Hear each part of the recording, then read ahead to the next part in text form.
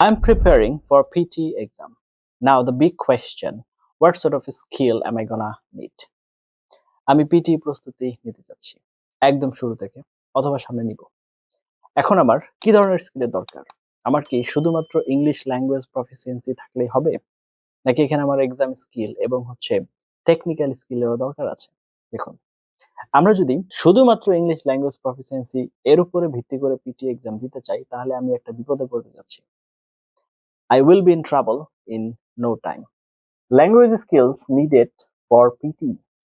PT test the four core skills: speaking, listening, reading and writing.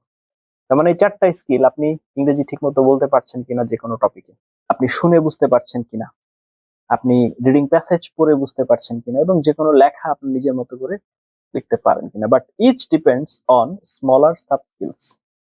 সবচেয়ে আরো গুরুত্বপূর্ণ বিষয়, টেকনিক্যাল স্কিলস আমার কি কি দরকার? নাম্বার এ হচ্ছে typing speed and accuracy needed for writing and dictation. Microphone skills, headphone listening control. এরপর নাম্বার ডি হচ্ছে টাইম ম্যানেজমেন্ট,